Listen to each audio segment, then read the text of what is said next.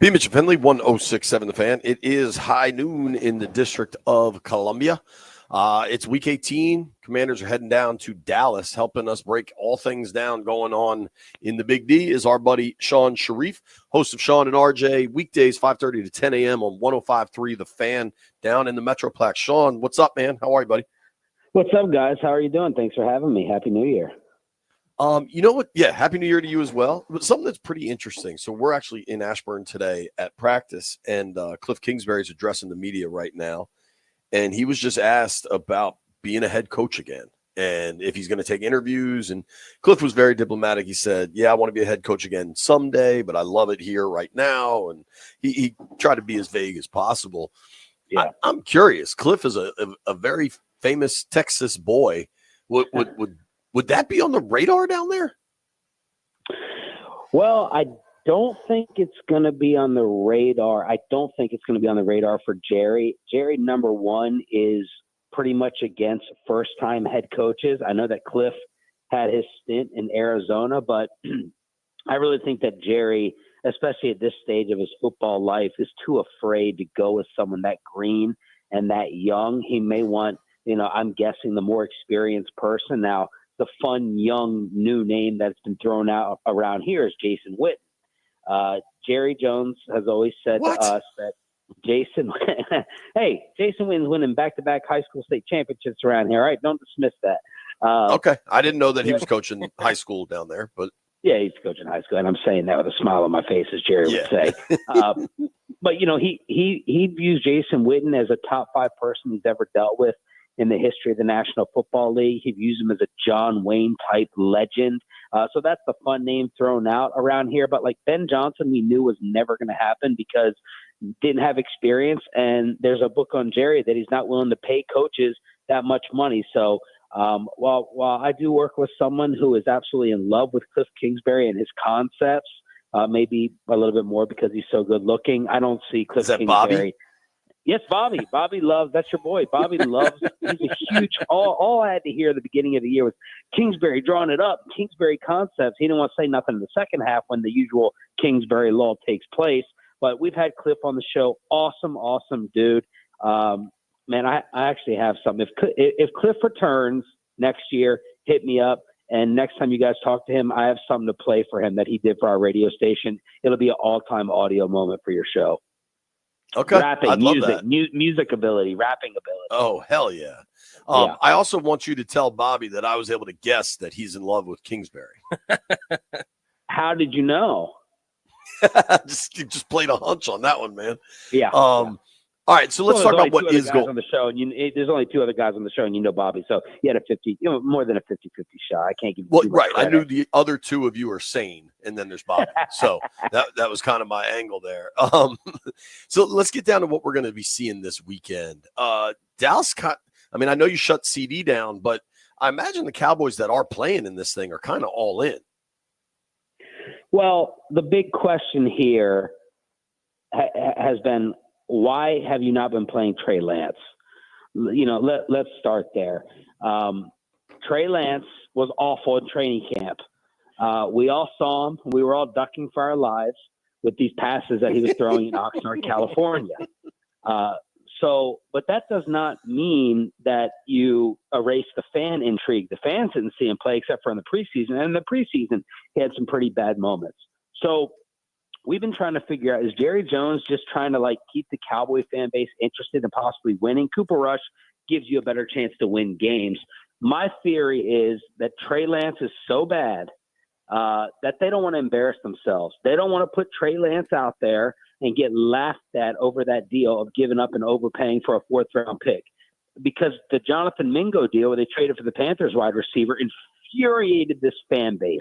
Made everyone question the sanity of Jerry and Steven all over again, overpaying and giving up a 4th-round pick for a guy who's barely playing here. So you basically flushed and burned 2 4th-round picks, and I don't think that they want to put Trey Lance out there because they don't want to feel the embarrassment of acquiring him. Because it's a win-win situation, right? For us Team Tank fans and want to get the better draft pick, put Lance out there. He's something different. Let's see him. And if you lose and he stinks it up, then you go ahead and you move up the draft board. I do have a little birdie telling me that if you look at the clauses in these, everyone's going to come out with their salary bonuses and their clauses for this final week of the season, playing time, incentives, whatever. I heard that Cooper Rush would make an extra $500,000 if he hits a certain amount of snaps. I think it's 55% snaps for the season. If Cooper Rush played this entire Washington game, he would go ahead and hit that. So that's making me think we're going to see more Trey Lance than what we've seen before, which is basically nothing. You think Jerry would try to cheap out over $500K? Good question. I don't know the answer to that. I don't know the answer to that. And they're going to have a built-in excuse, right? If Trey Lance starts, they're going to be like, look, we're officially eliminated. We know what Cooper Rush is. We'd like to re-sign him as a backup. Let's see what Trey Lance has, and let's go ahead and put him out there. I don't think we're fully ever really going to know, but they have the built-in excuse in the final game, which is meaningless for them anyway. If Cooper Rush plays the entire time, I believe that tells us that Trey Lance was horrific and terrible, and they couldn't salvage anything after getting him from San Fran. Yeah. This past week, you had, the Cowboys have been playing a lot better than a lot of people expected on the stretch. They got throttled last week, obviously not having CeeDee Lamb. Are they still trying? Like, there's no quit in this team, right? Like, they're going to give a full effort even if they don't have their full guys, right? Like, are their dudes still playing for stuff? Like Dowdle, I think, is still going for the 1,000 yards, right? He got the 1,000, but that has taken over here. It is an amazing, amazing media world that we live in. Mike McCarthy went from getting blown out in the Packer game to people wanting him fired last off season. Then at the beginning of this year into the middle of this year, he's dead man walking, right? The Cowboys are finished. They're getting blown up by good teams, and dead man walking is going to be Mike Vrabel, Bill Belichick, Ben Johnson. Then they go on this 4 out of 5 game stretch, pretty much against scrubs, mind you. Got to pay attention to the schedule. And these Cowboy fans, they flipped, a lot of them, and melted in love with Mike McCarthy all over again because they didn't quit. They didn't quit on Mike McCarthy. Look what he can do with Cooper Rush. So the standard around here has gone from Super Bowls and, something more than a first-round playoff exit. Now it feels like it's been reset to, making the second round would actually be a really, really, really good thing again. And as long as they don't quit on the head coach, maybe we can go ahead and bring the head coach back. So now we've gone from dead man walking to reports that Mike McCarthy could be in a position to turn down the Dallas Cowboys if they try to re-up him because teams like the Bears and the Saints could be interested. But no, they have not quit on Mike McCarthy. The effort has still been out there. They just suck in terms of certain areas of their team and in terms of their depth.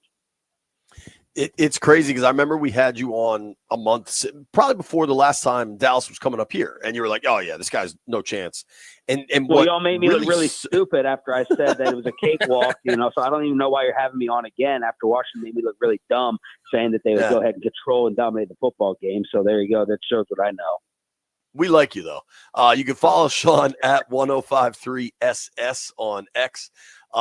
It is crazy that Dallas beating Washington kind of salvaged their season because then they went on that little run, won 4 out of 5 against bad teams. You're right, but like that Bucs performance was really impressive 2 weeks ago on Sunday Night Football. I just it's remarkable. Hang on. This drives me insane. I'm sorry to cut you off. Who freaking cares? This is what I've been telling Cowboy fans. You stop talking about. You got to focus on the other end of the spectrum. When this team, this is how I would make my head coaching decision and judge my team. When this team is healthy, when everything is going well, which is a 12-5 regular season 3 years in a row, which is Dak Prescott last year finishing second in the MVP race, right? You're not going to get that much better of a season, maybe ever, out of Dak. What are you? You're still a first-round exit.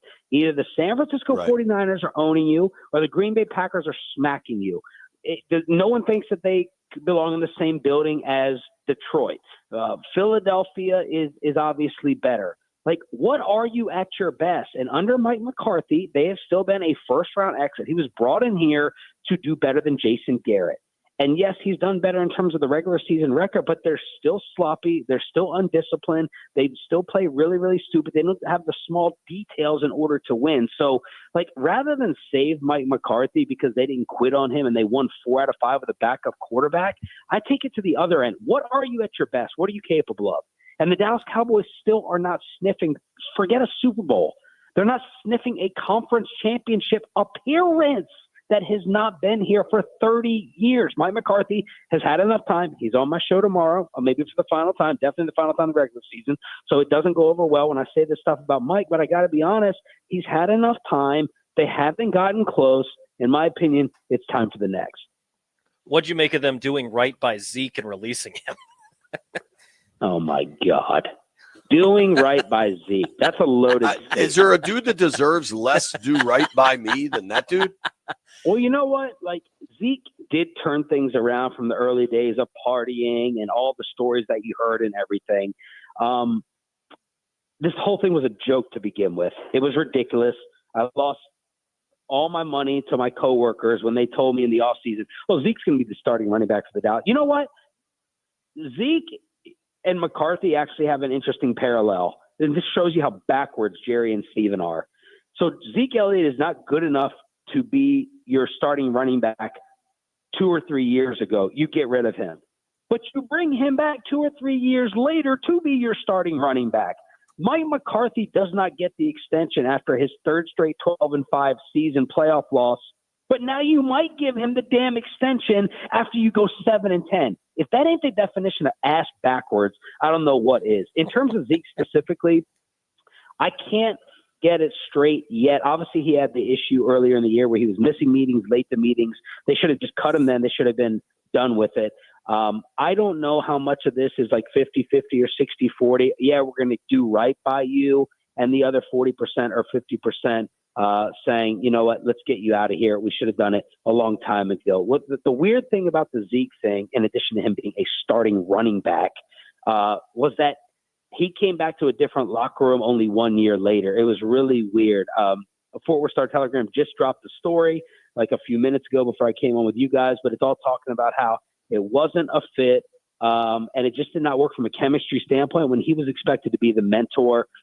Obviously was not happy about his carries. His dad was offering $10,000 to anyone on social media who could show video proof that Zeke had lost it. So hopefully Mr. Elliott is paying out about $30 million to everyone who knew that Zeke didn't have it a long time ago, and I don't expect Zeke to get picked up.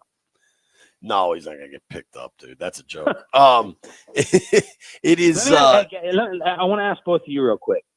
Sure. As a Commanders fan or outside perspective, what would you do with McCarthy if you were Jerry?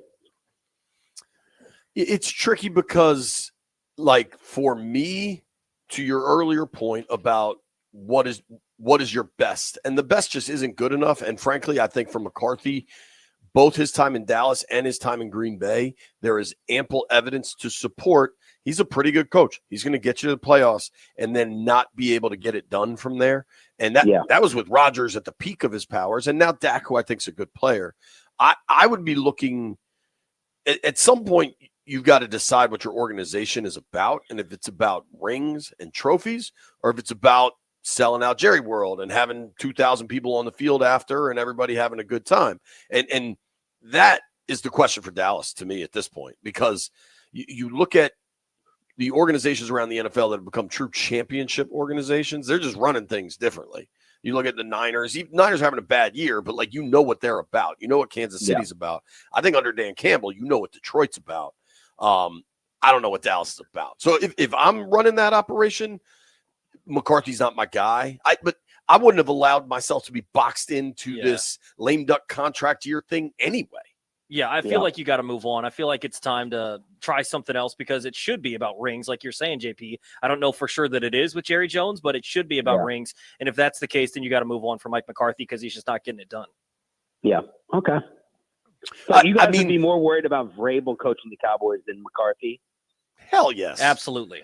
Hell, I mean, listen, Vrabel didn't have the playoff success either, but he had that Tennessee program beating people's asses. That is an anonymous get out of the league, contract franchise team in terms of a lack of talent. Like, I mean, they never had real talent.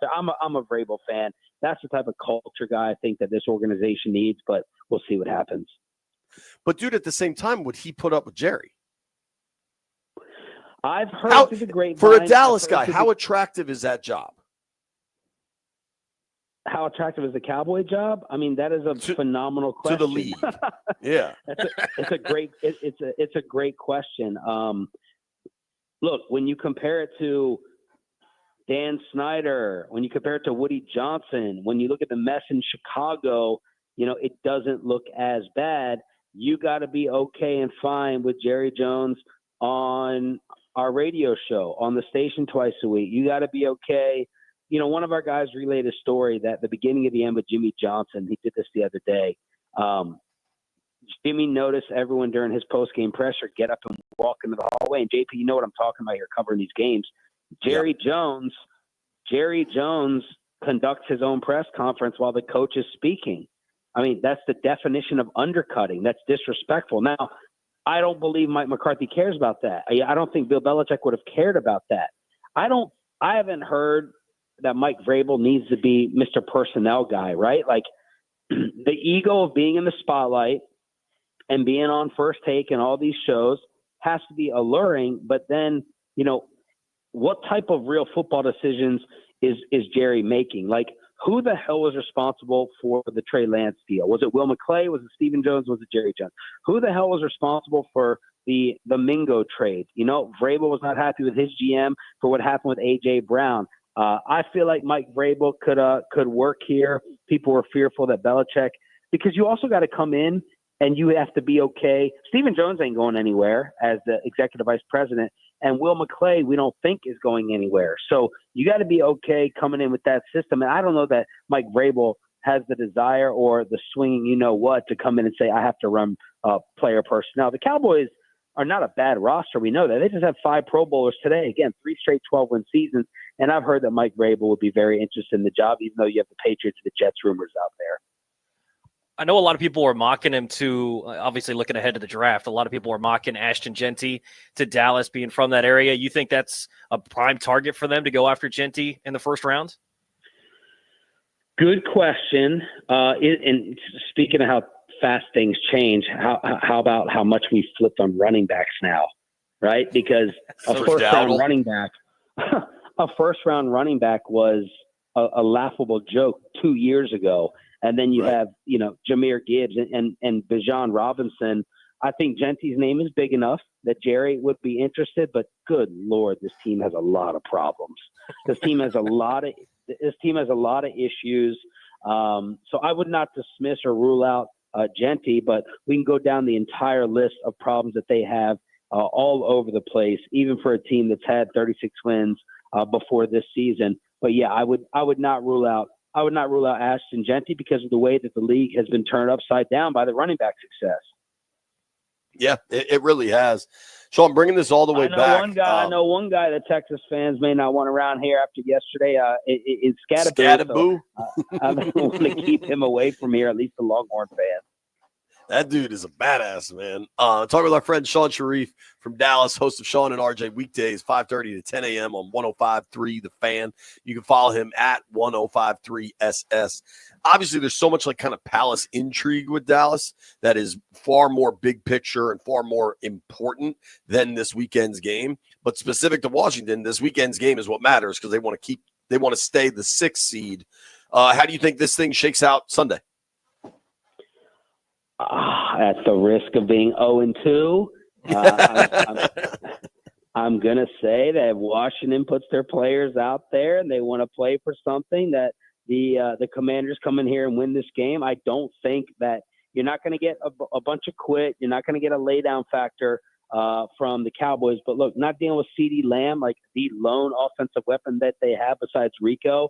If you control Rico, Jalen Tolbert's been coming on even with a broken finger, touchdown in 3 straight games. Jake Ferguson has had a down year for him. Brandon Cooks has tried to get going. Man, there's 2 names that you need to work. Well, there's 3 if Micah's out there. But control Turpin in the special teams and don't let Rico run all over you. And y'all should make me 1 for 2 with my predictions this season. And I hope you get the W. I'm happy for Dan Quinn. I'm happy for the Commander fan base.